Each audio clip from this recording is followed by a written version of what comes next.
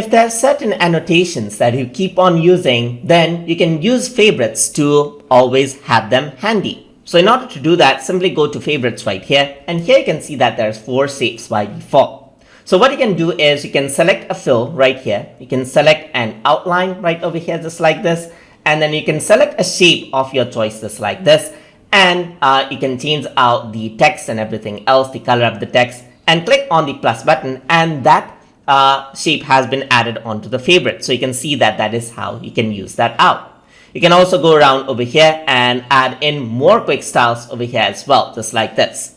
So similarly, you can go around here, change things out right here. You can see that a new shape has been created. You can choose the outline and you can choose the shape right there and click on plus to add that new shape in.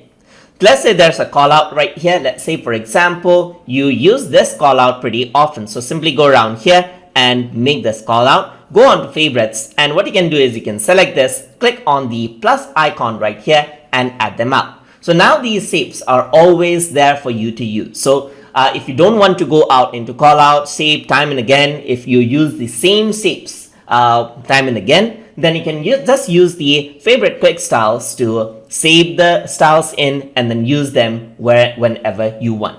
So hope you guys learned something as always, and as always, please like, comment, share, and subscribe.